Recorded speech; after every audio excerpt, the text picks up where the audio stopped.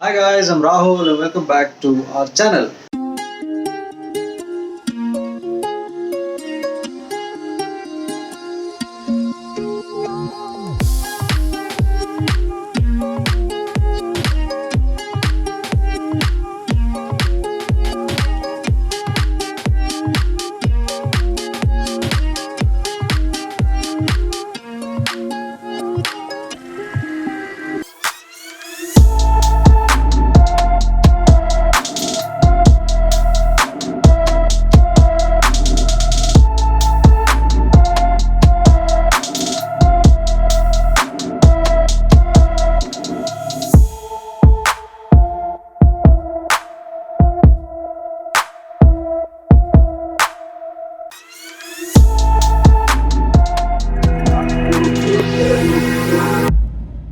So this video, as the title says, is about this exciting project, this black color, black beauty, that's what I call it. The tank which is there in my new fish room. So it had a problem with the top filtration which I made out of glass, and then I made a video about that. I leave the link of that in the video's description.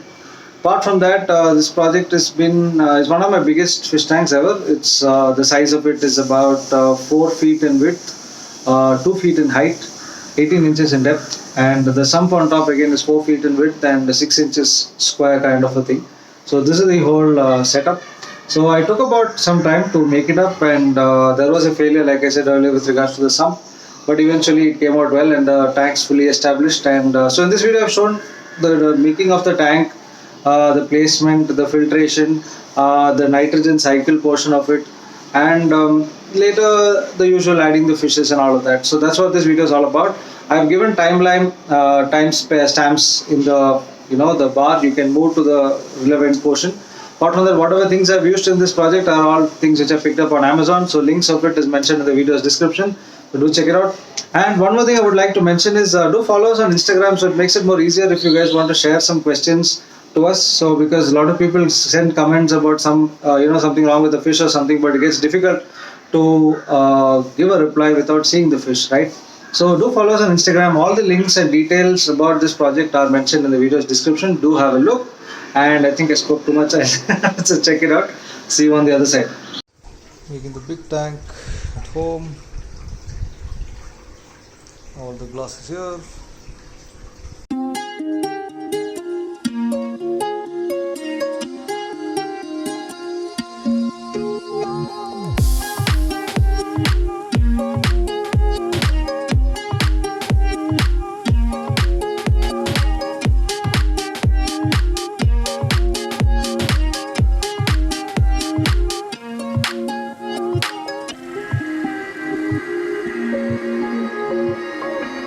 Finally the tank's made. It's gonna be an awesome looking tank. It's huge. Here the new tank's coming along well. Something new I'm trying. It's again vinyl sticker cut in reverse. So eventually when it comes in front it will look fine. This big baby is in place. It's really huge. Still going to be working on the sump. This is actually at my eye level. But yeah, so we added this one piece of skirting for extra hold because it's about 2 feet in height. So once the sump also comes in, there will be enough support. Little bit of sticker came off while pushing it because it's too heavy, 12 mm glass. So anyway, let's fill up water. Hopefully this tank holds well. Yeah. So the sump is finally made and it is reached home. Now it needs to go on the tank. So from this is where the water is going to come in, go through up down and come out from here. So that's the basic plan. Need to fix it.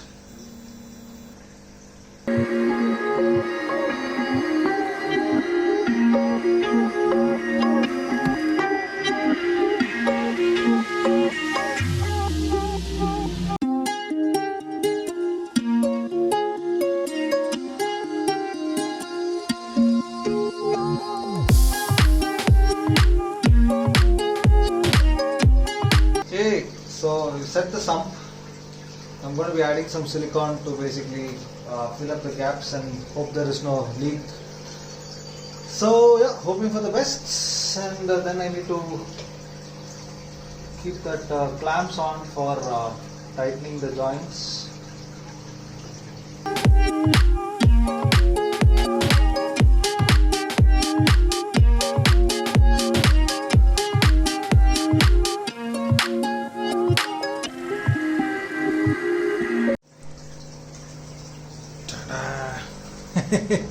So this is the clamp which is again Shoaib's. I just borrowed it from him.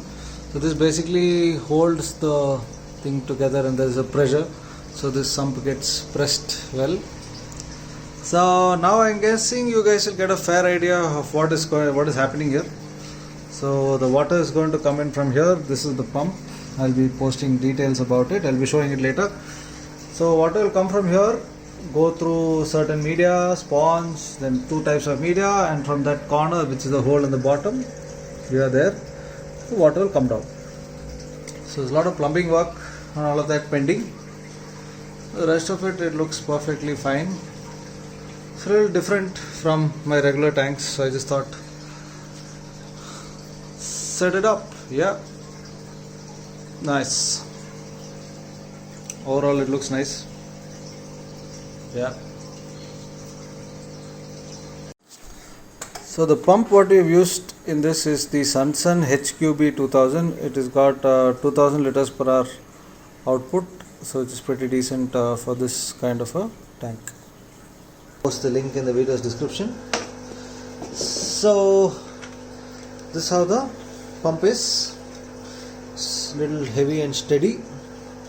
So this is where the water is going to go in, and this is the output. So I have connected a pipe to this. That's going to go in from here. And as you saw earlier, this is the something like a which is going to go through the glass. If you remember earlier, I had shown that there are two holes in the glass. So this is what will this is going to be the intake and this is going to be the outtake. So let me assemble everything and I will show you guys how the whole functioning is going to be. Yep, let's do that.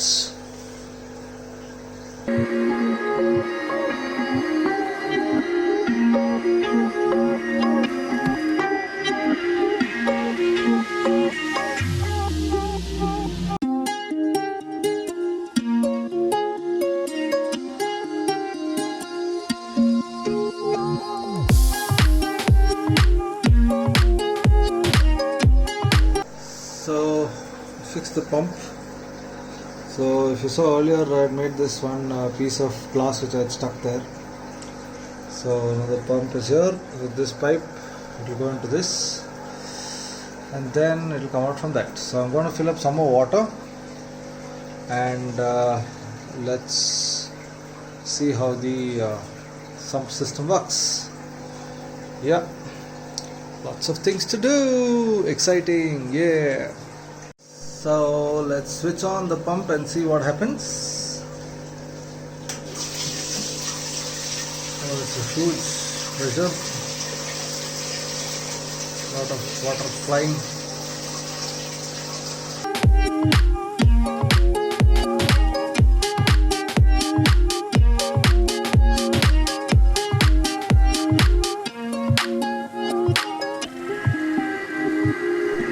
So my sump is not leaking anymore and is intact. I'm going to be adding CCAM matrix. This is something I bought long back and it's been with me. I've not used it, so this is the media I'm going to be using. For now I'm going to add only this full box into this entire two sections, and later maybe I will add something else, but as of now I'm just adding this so that I can start the tank. And in this section I'm going to be adding some sponge which I will add and then show you guys a video. Okay, let's do that. The idea of this sump, as I told, is that if there is a power outage, As you can see, these two sections will come down, this and the last section, but the center section the water will not reduce. So that is where the media is going to be. So the media is always submerged in water. You can see that the water is returning back through this pipe back into the tank. So obviously the tank water levels also will come up. Yeah, so even there the water is come down. Yeah, and even this section the water level is come down. But if you see, these two sections where my media I am going to fill up will never be empty. So that is the whole idea of the sump system. So if everything gets empty, then the beneficial bacteria will not survive. So that's the whole idea of this sump. So I will not be topping up this tank fully, because I made a mark, you can see here. So that will be the mark till where I am going to fill. Now as you saw, when the power, I just cut off the power, and so much of water got filled up. So this gap is always required when you do a top sump or a different kind of a. When the bottom sump, you need to leave this kind of a gap. So this that water, when there is a power outage, for it to come back. Or if in case the pump fails and something goes wrong, this much of water it should have gap. So if you see, it's about, so this is my water level. This much of water is what came back once the pump was off. So switch it back on. Initial pressure, you can see, now you can see the water, all this water is going up. Yeah, you can see it filling up.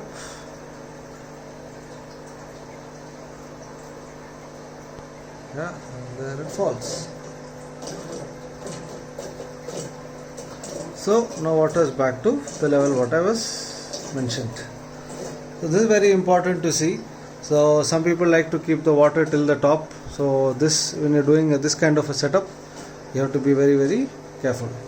Yeah, if you fill it on top, if there's a power outage, you'll have overflow. Yep. So looks fine, lot of media and lot of things to be added, and then we will get back. Otherwise it looks nice. I like the way it looks. It's good. So I left this media and all of that just to cycle. So let's see how the whole cycling happens, and how soon I can add my fishes, yay, to their new home. One of my biggest tanks ever. There are some of the CCAM matrix media which is also floating, right? So they will take some time to settle down. So you need to give that time. Otherwise you will see again more K1 has come out, because we washed everything together. So some of it is gone underneath.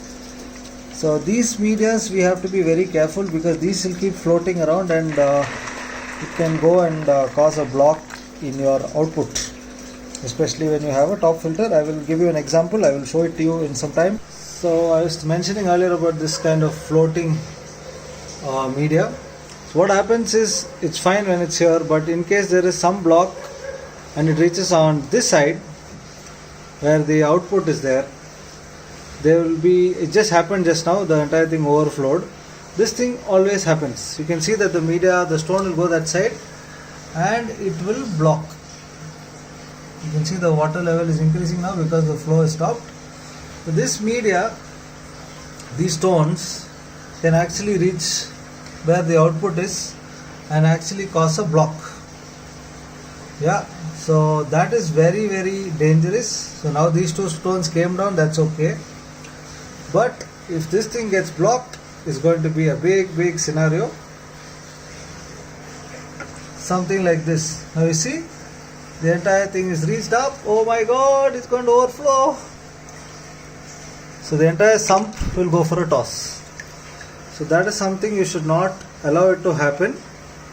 Yeah, it's very, very dangerous. Now you see, I have removed the stone, but still the water is not going down in that pressure, because it has reached a very high level. So this can happen when you are not in the house or something. So now it's going down slowly. So these kind of floating meters like what we just saw, never use. Please remove it off, because you don't know when it will go and make a mess. It can go get stuck into your output pipes. You can just get stuck and the entire sump system can go for a toss. The entire tank can overflow. See, it's come down but it's still floating. So I'm just removing. I just wanted to show you people. These are some things you should definitely take care. So when you wash your media, you can see that these kind of stones will come up. They will eventually fall down. I mean, they will eventually settle down, but in the initial stage it is very, very dangerous. So I personally would say don't, when you dip your media in water, you will see that these guys are floating. So these kind of medias please avoid, otherwise you can get into problems. So the sump's been working fine, it's going on okay. So now what I'm going to be doing is, I got this acrylic pipe, so I'm going to be cutting it to the size and then adding it to the bottom of the output. So, and I'll be adding K1 media into that, so that will form so that the pressure, which is water which is coming out, will get handled. So let's cut this and make a base. So I stuck the base. I made the base out of acrylic. I stuck it with silicone and some super glue, waiting for it to dry.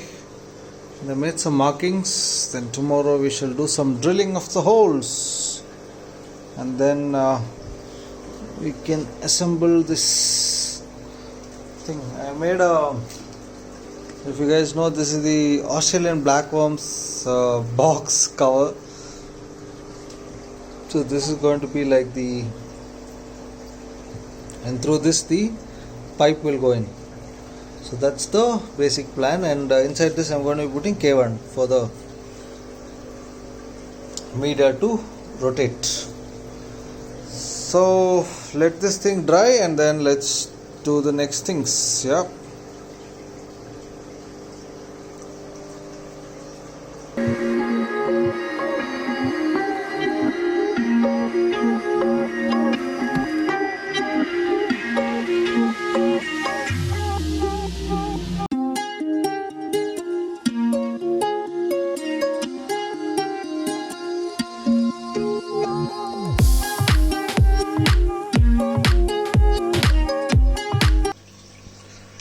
So we drilled all the holes. This is a crazy job.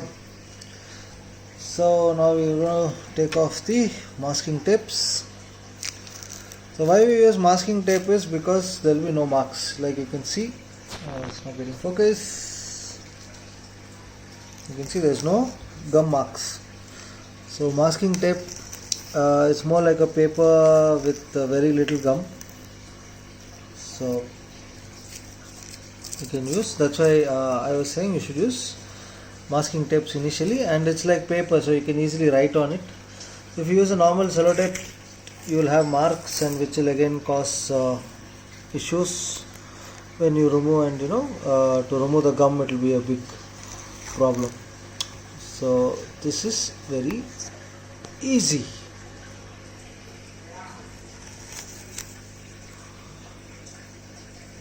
So after the holes, this is how it is.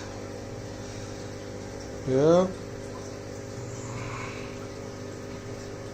Now this needs to go into the tank, and then we need to test it out.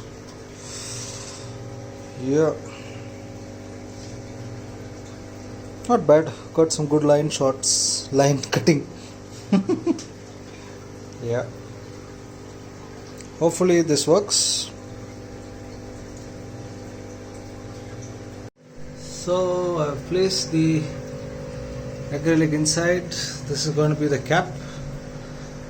So if you guys have used Australian blackworms, you'll know this is the cap which comes inside the 150 grams Australian blackworms inner cap. So I just used it because the diameter of this and the acrylic is the same. So this is going to be like the cover, and this will go into the output of the pipe which you can see on top, and this will what? You'll get it. Yeah. So let's fix it up and see how it goes. Yep. Hopefully everything falls in place. So this is a big air stone which I picked up from Amazon. I will leave the link in the video's description. So let's open it up and see how it is. Yep.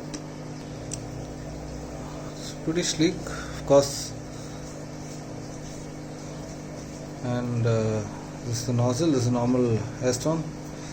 So we need to fix it to the pipe. So let's do that. So that's a 1, 2, 3. Yeah.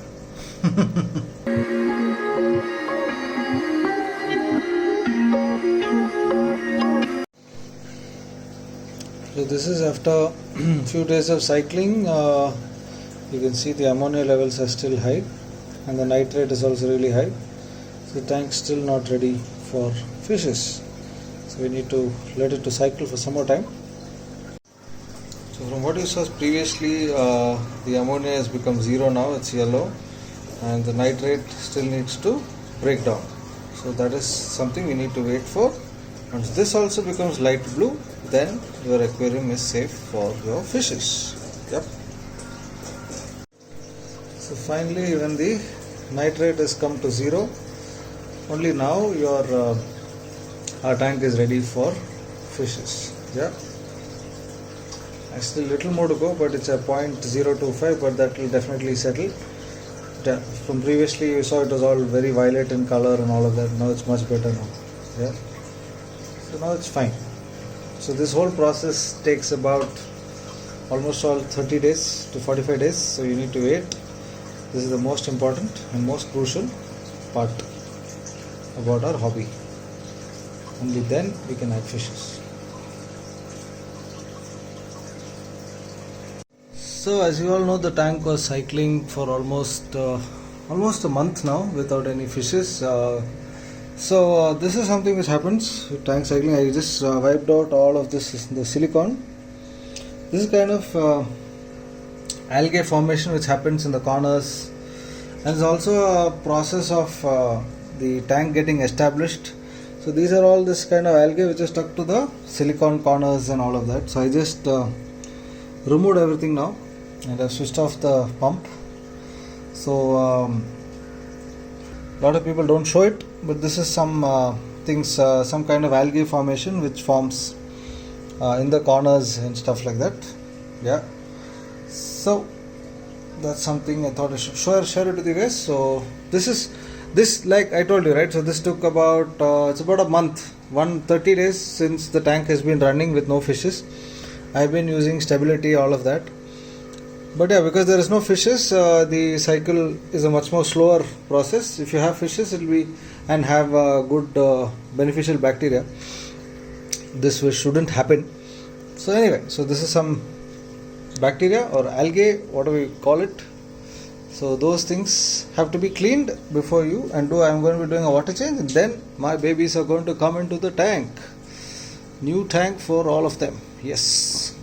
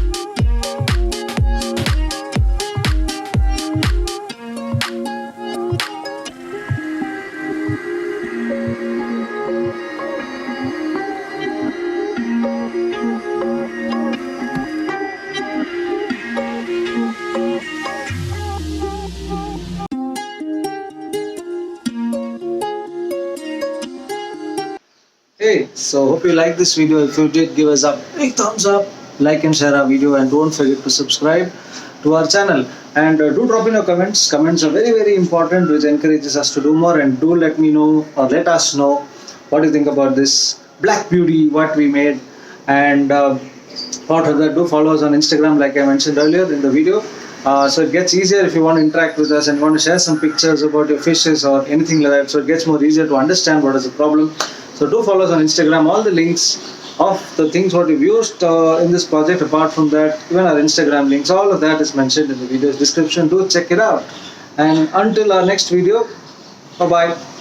Stay safe. The pandemic is not gone anywhere, so please stay safe. Wash your hands, wear a mask, inhale every day, stay healthy. Yeah, that's all I can say. So stay safe, guys. Yeah. Until our next video, bye bye.